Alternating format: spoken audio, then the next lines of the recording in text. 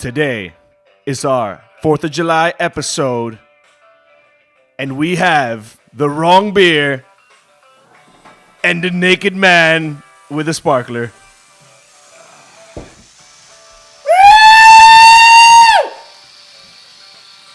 America! Oh, thank you. Oh, you're welcome. Oh. There you go. Yeah. Happy 4th of July! Happy 4th of July. God damn it! I hope my face doesn't burn right now. It's real hot right now. It's hot right now. It's real hot. It's hot right now. Woo! God damn. Woo! Is this ever This is gonna? not- no, Is it's not. this thing gonna stop? No, it's not. It's for the whole It's show. not? It's for the whole show.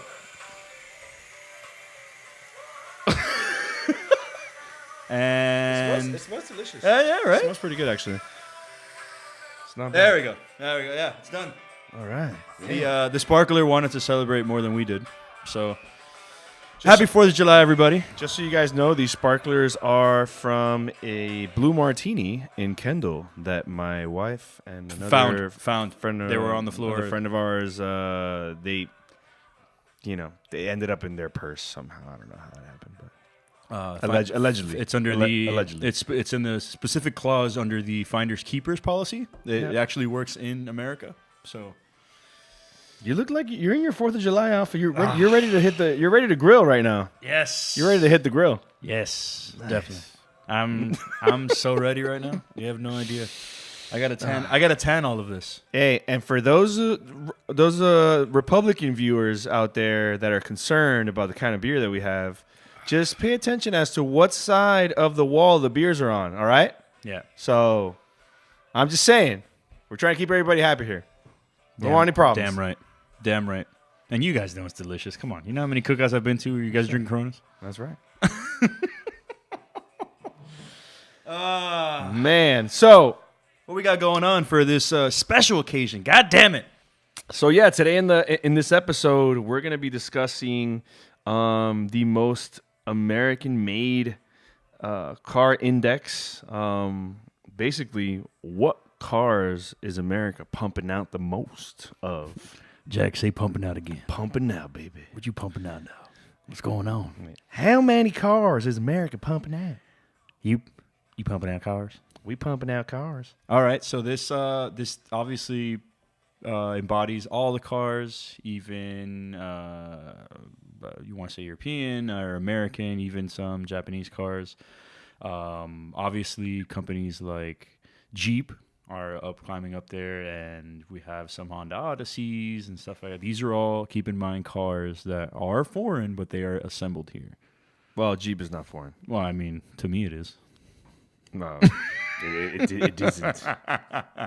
But the majority, there's a vast majority of them that are imports. There so. are a couple Hondas, an Acura, and then the rest are all American, which makes sense. Legend Coupe. So basically, out of the 10, there's 6 that are actual American cars made in America. So with that being said, I want to kind of say something, and let's talk about the real American cars. Let's not dwell on the assembly, but the definitive American cars. Well, let's talk. Let's wrap this up with letting everybody know that the Jeep Cherokee or that Jeep in the last 2 years has made the most has produced the most American made cars.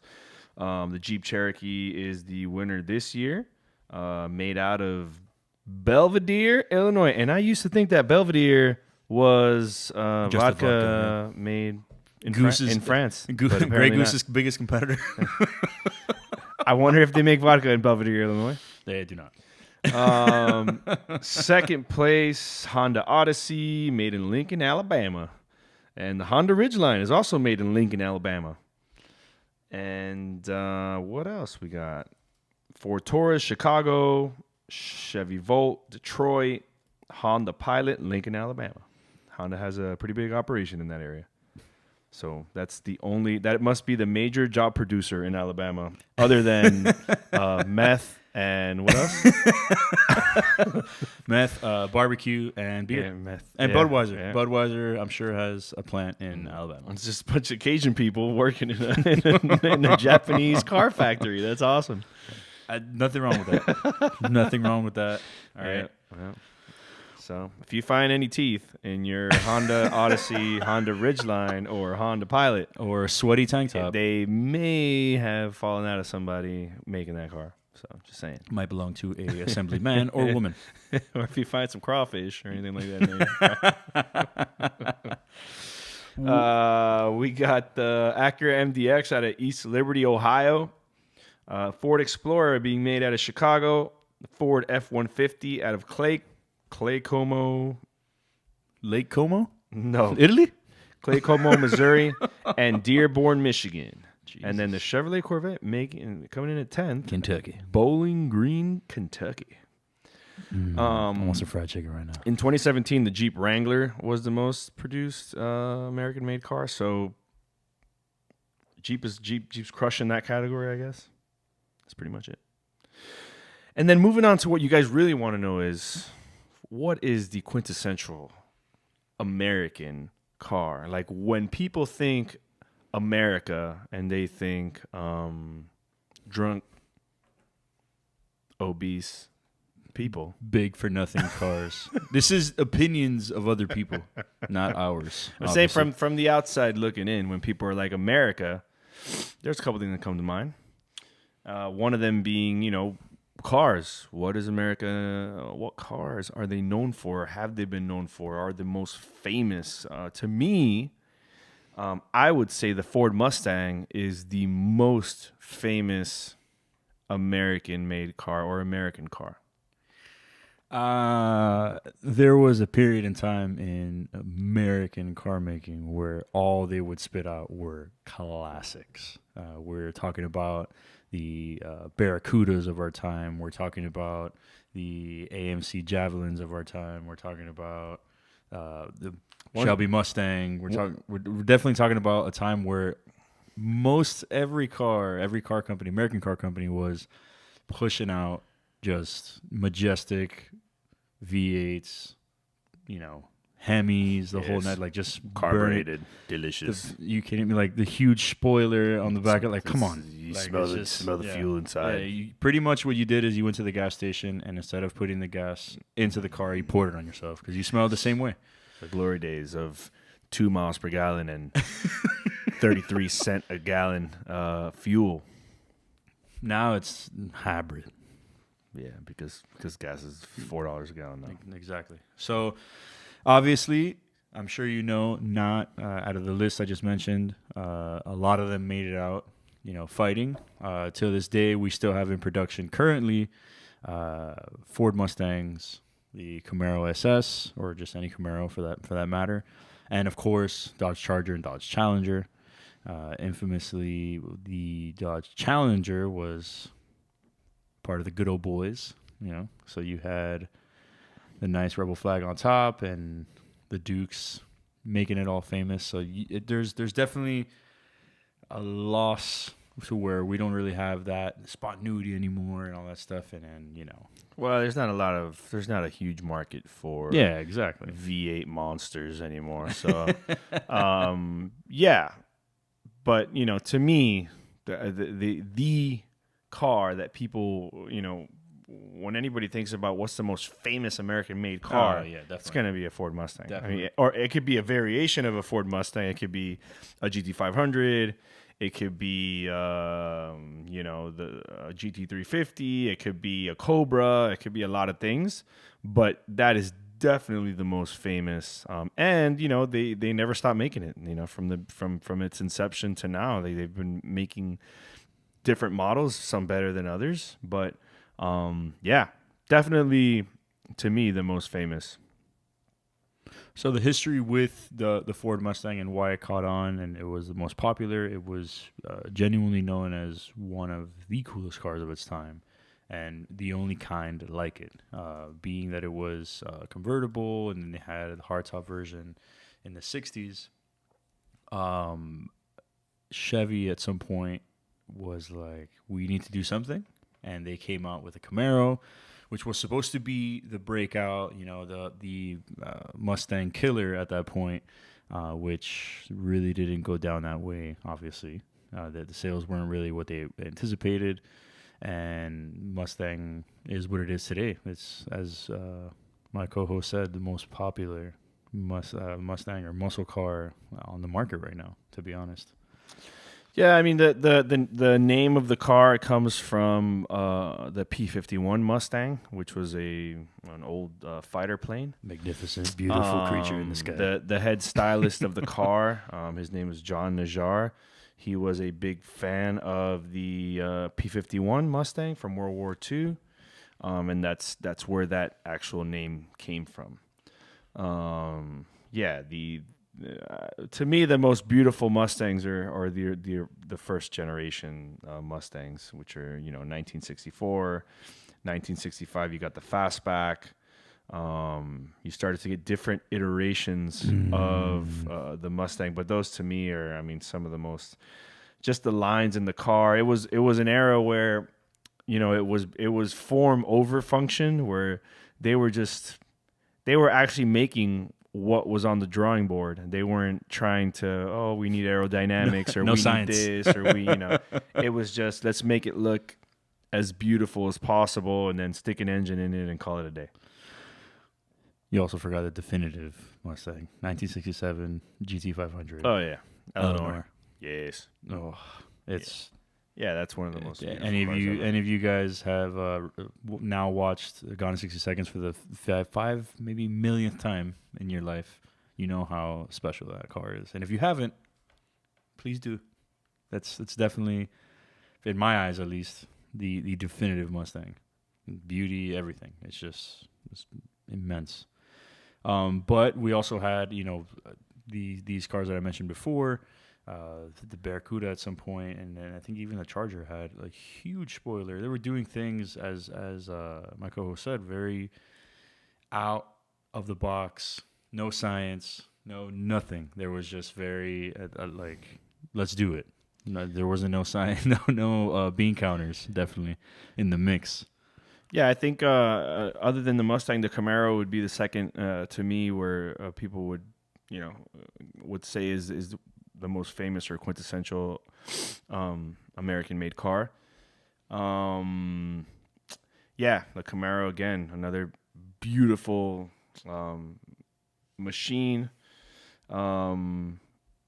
Definitely, to me, not as nice looking as at least the original Camaros weren't as nice as the Mustangs were. Yeah, no. Even the SSs had like that huge grille, and they had the hideaway lights and all that stuff. I mean, it's not as good. It was a good attempt. It just wasn't. The Mustang had everybody, and it's eating out of their hands. I mean, it is what it is. Yeah. Yeah, in the 70s is when the Camaro started to look a little bit nicer, or maybe a little bit nicer than the actual Mustang. But yeah, through the generations, I would say that the Mustang has, other than the Fox body, which to me was the ugliest one, which was the square. I think that was the third generation Mustang, the 80s version. Florida Highway Patrol, just a little side story. Florida Highway Patrol used to have a 5-liter Fox body over here that was pretty sick. It wasn't a peak time for running away from cops. Yeah, that was not a great time to run away from the cops, for sure. I mean, with other contenders, we could all remember. I mean, obviously not us because we weren't born, but Pontiac Judge, Sammy Davis Jr. had one. And he made a lovely little skit about it in a show back in his day called "Here Comes the Judge." And this is exactly what we were talking about. We were just pumping out these great like American cars, and it was just all about noise and tires, and it's just amazing. It was a different time. Nobody cared about lap times. Nobody cared about efficiency. No one was really aware of global warming or anything like that. So it was really the wild, wild west of car making, where they were just making these cars that, I mean, dude, I don't even think the cars back then had catalytic converters. I mean, it was just straight pipe out of the engine, making noise, smelled like fuel. The engines ran rich all the time. I mean, it was if you've ever been next to an older car, and all you smell is fuel. I mean, that's what it smelled like back then. True fact. Anytime I do see a haggard old, IROC Z or something, I try to go slowly behind it just to get, and I turn off the recirculation on my car just to get that cologne inside. Because why not?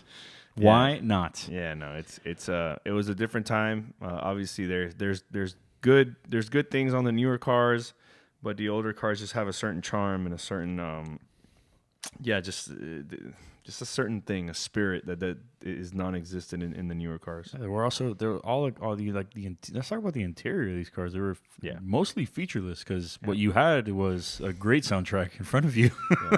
Well, and also they used a lot of the interiors. You can kind of say were a lot, not kind of. You could say they were a lot better made because they weren't trying to save weight on the cars like they are now, so they could be more fuel efficient. They were using, leather everywhere. They were using actual metals inside the car for the dash finishes. They weren't using a lot of plastic. So the cars were very sturdy, very strong. I mean, the cars were all metal. They weren't aluminum or carbon fiber or plastic or anything like that. So yeah, it was a different time. Definitely in the hands of if we want to get into like the safety aspect of these cars, you didn't really have to worry about anything because modern day cars today will crash into something like one of these guys, and any of these cars that I just mentioned would have survived with a scratch, maybe a dent. If it was like a fatal for for the car of now, it's like pretty much nothing would happen to these cars because like he stated, it was definitely stronger materials. It wasn't thinned out aluminum or whatnot. It was they had some steel stuff as well. So. They definitely were not as safe as the cars now. Yeah, at all. I mean, no, they weren't. The seatbelts weren't as good. They had no airbags. No, that's fine. But I've seen cars I believe an article that I read maybe a week ago was a Camaro that crashed into. It was like a 60s four-door Ford sedan or something. And the Camaro was totaled. There was nothing. To the front, there was nothing left. And it literally T-boned the car. The car was fine. The four-door sedan. So you're right. There's no airbags, and the seatbelts were literally decorative because there was no restraints on the braking, and they didn't lock. Like if you hit a hard brake, wasn't with the brakes, the seatbelt would just keep going, and your face would hit the dash, basically. Correct.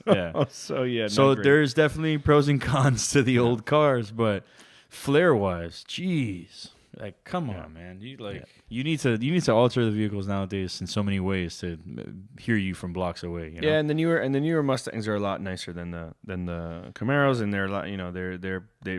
They've been able to stand the test of time a lot better than the Camaro has, to be honest. So definitely, that's more or less what we have for you guys.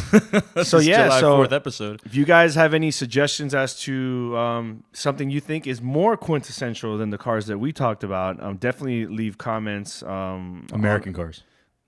Yeah. Definitely. Yeah. True. Yeah. Definitely leave comments and let us know what you think. Maybe you have a suggestion as to a car that's better than the ones that, or that's more American than the ones that we discussed today. And definitely. Like, comment, and subscribe to the YouTube channel and the podcast channel as well.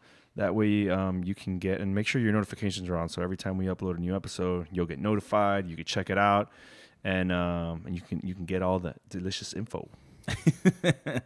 Till next time, guys. Thank you for watching, and see you soon. Happy 4th of July. Happy 4th of July.